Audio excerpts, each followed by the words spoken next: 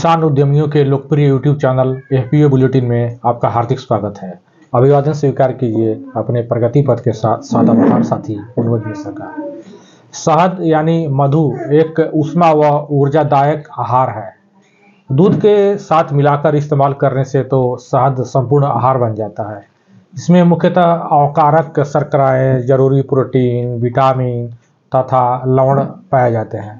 शहद सभी आयु वर्ग के लोगों के लिए श्रेष्ठ आहार माना जाता है और यह खून में हीमोग्लोबिन निर्माण में सहायक होता है। 1 किलोग्राम शहद से लगभग 5500 कैलोरी ऊर्जा मिलती है। 1 किलोग्राम शहद के सेवन से शरीर को प्राप्त होने वाली ऊर्जा की तुलना यदि दूसरे प्रकार के खाद्य पदार्थों से की जाए तो आप सहज ही इसकी पौष्टिकता का अंदाजा लगा सकते हैं। जैसे 1 किलोग्राम शहद से जितनी ऊर्जा मिलती है उतनी 65 अंडों के खाने से मिलती है। उसी तरह 13 किलोग्राम दूध या 8 किलोग्राम प्लम या 19 किलोग्राम हरे मटर या 13 किलोग्राम सेव या 20 किलोग्राम गाजर खाने से जितनी ऊर्जा मिलती है उतनी ऊर्जा महज 1 किलोग्राम शहद खाने से ही मिल जाती है। शहद में मौजूद पोषक तत्वों के कारण इसे अमृत तुल्य आहार माना जाता है। शहद के नियमित सेवन से तपेदिक, अस्थमा, कब्जियत, एनीमिया व रक्तचाप जैसी बीमारियां दूर हो जाती हैं। शहद से निकले रॉयल जेली के सेवन से शरीर में ट्यूमर नहीं होता है, स्मरण शक्ति व आयु में वृद्धि होती है। जाहिर है स्वस्थ, खुशहाल व प्रसन्नचित्त समाज के लिए शहद का उत्पादन व सेवन बेहद ही जरूरी है। शहद व उत्पादन व बिक्री कारोबार अत्यंत ही सरल व सहज होने के कारण इससे सभी वर्गों के लोग जुड़कर 12 मासी आय अर्जन कर सकते हैं। अपेक्षाकृत यह कम श्रम साध्य उद्यम होने के कारण महिलाएं भी इसे आसानी से कर सकती हैं। मधुमक्खी पालन कारोबार से शहद की उपलब्धता तो बढ़ती ही है, साथ ही साथ इससे कृषि फसलों के उत्पादन व उत्पादकता में भी 1.5 गुना इजाफा हो जाता है। इसलिए सरकार मधुमक्खी पालन कारोबार को बढ़ावा देने के लिए कई तरह की सहायता अनुदान योजनाएं संचालित कर रही है। राष्ट्रीय मधुमक्खी बोर्ड, शहद विकास निगम, उद्यान निदेशालय व खादी ग्रामोद्योग सहित केंद्र व राज्य सरकारों के विविध विभाग व संस्थान मधुमक्खी पालन व शहद उत्पादन कारोबार को तीव्र गति से बढ़ाने के लिए कई तरह की अनुदान सहायता योजनाएं संचालित कर रहे हैं। आप तो यह बात जानते ही होंगे कि देश के प्रत्येक राज्य में उद्यान विभाग कार्यरत है। उद्यान विभाग भी मधुमक्खी पालन व शहद उत्पादन कारोबार को बढ़ावा देने के लिए आकर्षक अनुदान सहायता योजनाएं संचालित करता है। सभी राज्यों में इस उद्यम से संबंधित अनुदान सहायता प्रतिशत में थोड़ा बहुत अंतर हो सकता है, मगर आवेदन की प्रक्रिया तो भिन्न होगी ही। चूँकि एक छोटे से वीडियो में सभी राज्यों का विवरण देना मुमकिन नहीं है, लिहाजा उदाहरण के रूप में हम किसी एक राज्य के अंतर्गत उद्यान विभाग द्वारा संचालित मधुमक्खी पालन व शहद उत्पादन कारोबार से संबंधित योजना के विभिन्न घटकों, इकाई लागत, अनुदान सहायता प्रतिशत व अनुदान की प्रक्रिया आदि के बारे में जानकारी शेयर करेंगे। अभी आप इसे अपने राज्य के संदर्भ में अवलोकन कर सकते हैं। तो आज के फ्यूल बुलेटिन में हम लोग जानेंगे कि बिहार सरकार के उद्यान विभाग द्वारा मधुमक्खी पालन व शहद उत्पादन कारोबार को बढ़ावा देने हेतु संचालित एक अत्यंत ही महत्वाकांक्षी योजना के बारे में। जी हाँ, राज्य सरकार के उद्यान विभाग द्वारा संचालित इस महत्वाकांक्षी योजना का नाम है मधुमक्खी पालन एवं मधु उत्पादन कार्यक्रम। योजना का नाम आप पुनः फिर से सुन लीजिए, मधुमक्खी पालन व मधु उत्पादन कार्यक्रम।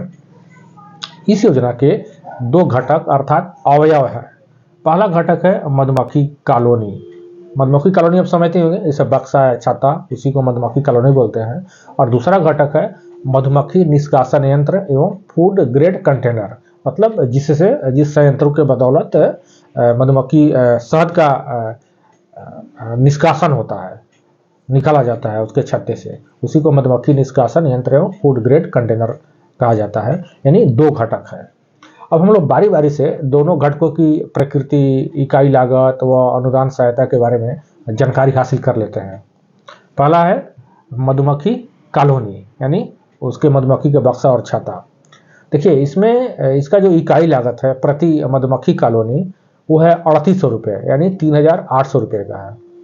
इसमें अनुदान सहायता की बात करें तो उद्यान विभाग द्वारा प्रति इकाई माने प्रति मधुमक्खी कॉलोनी पर सामान्य वर्ग के लोगों को इकाई लागत का 75% अनुदान सहायता प्रदान की जा रही है।